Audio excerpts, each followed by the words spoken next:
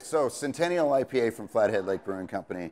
It's a special beer. What we strive for is balance in this beer.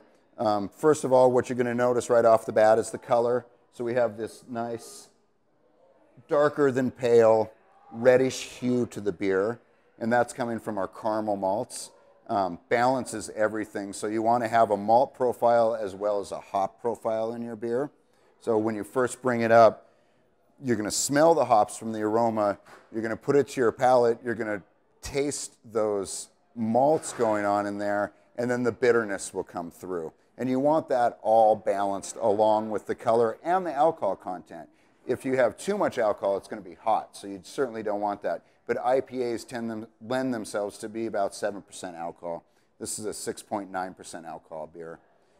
So what we do with the Centennial IPA, we use different types of malts that usually aren't used in a IPA.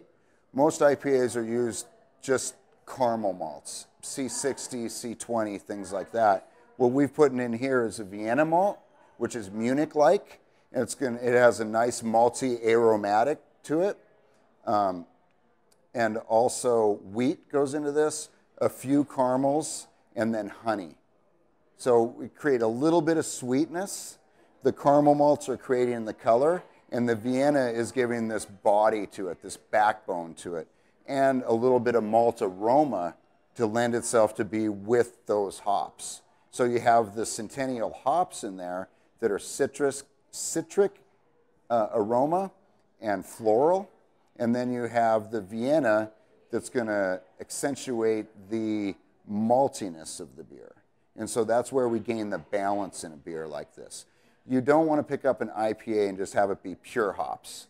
And a lot of IPAs are like that. They're overly hopped, and it kind of ruins your palate for trying different beers within the bar.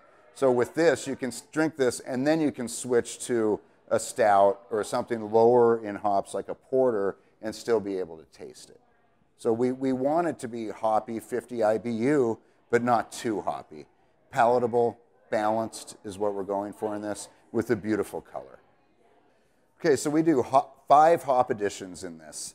The first hop is for bitterness that happens in the kettle with 60-minute boil.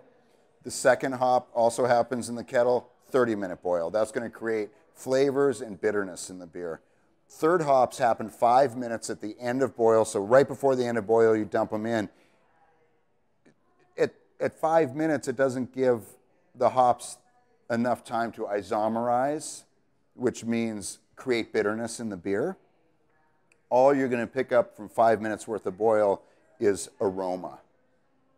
With Centennial hops, we're trying to go for the citrus and the floral aroma out of there. Then the boil ends and we go to our whirlpool where we do our 4th addition of hops. Again, those are aroma hops. Add that in there. Once the beer then gets transferred into your fermenter and it's in the fermentation process, it goes through its entire fermentation process. At the end of that process, we open up the top of the vessel and we dump another 22 pounds worth of Centennial hops in there. Those Centennial hops are going to sit there through the end of fermentation and the rest period before we cool and add even more aroma to those. So by doing 5 hop additions, we created our bitterness up front, which is not too bitter, but just bitter enough, and then just pack it with aroma hops in the finish.